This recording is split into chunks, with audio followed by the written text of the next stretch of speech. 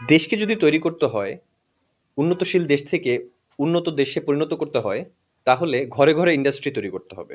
ঘরে ঘরে ইন্ডাস্ট্রি তৈরি করা মানে প্রত্যেকটা বাড়িতে বড় বড় শিল্প কলকারখানা নয়, বরঞ্চ প্রত্যেকটা ঘরকে উৎপাদনশীল তৈরি করতে হবে, ঘরের প্রত্যেকটা লোককে দক্ষ করতে হবে এবং আয়মুখী কাজের সুযোগ করে দিতে হবে।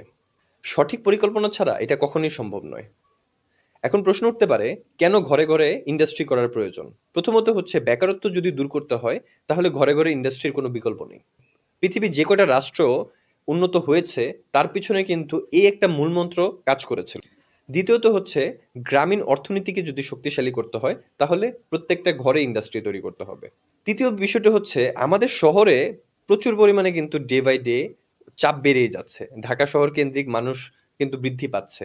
সেই শহরমুখী চাপটা যদি কমাতে হয়, তাহলে প্রত্যেকটা গ্রামমুখী বা আমাদের যেই এলাকা রয়েছে, স্ব এলাকা রয়েছে, নিজ নিজ এলাকা রয়েছে, সেখানে আমাদের ইন্ডাস্ট্রি যদি তৈরি করতে আমরা পারি, তখন কিন্তু তারা আর শহর কেন্দ্রিক হবে না, বরঞ্চ তারা নিজ এলাকা কেন্দ্রিক হবে এবং আশেপাশের মানুষদেরকে নিয়ে তারা যে ইন্ডাস্ট্রি তৈরি করতে পারবে, যেটা বাংলাদেশের অর্থনীতিকে বহুদূর এগিয়ে নিয়ে যেতে সক্ষম হবে।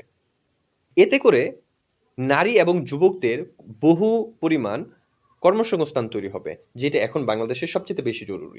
যখন ঘরে ঘরে ইন্ডাস্ট্রি তৈরি হবে, তখন কিন্তু সেই পণ্যগুলা আমরা বাহিরে রপ্তানি করতে পারবো এবং বহির্বিশ্ব থেকে আমরা প্রচুর পরিমাণে রেমিটেন্স নিতে পারবো, অর্থনৈতিক সুবিধা নিতে পারবো এবং আমাদের এই দেশকে উন্নত দেশে পরিণত করতে পারবো।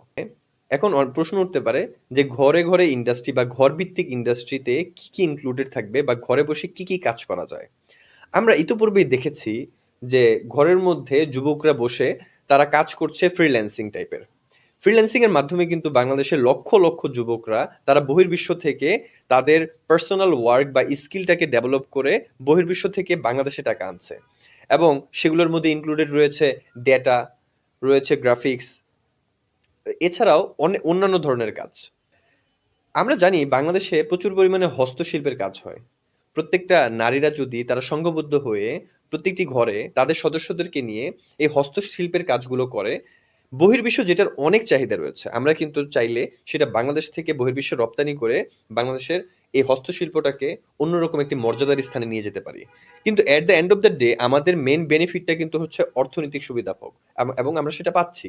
আমাদের বেকারত্ব দূর হচ্ছে, নারীরা স্বাবলম্বী হচ্ছে, ঘরের মধ্যে বাচ্চাকাল থেকেই সকলে প্রশিক্ষণ পাচ্ছে যে তাকে অর্থনৈতিকভাবে স্টেবল হতে হবে এবং বাংলাদেশের অর্থনীতিকে চাঙ্গা রাখতে হবে। ধন্যবাদ। যদি ভিডিওটা ভালো লেগে থাকে, লাইক কমেন্ট করে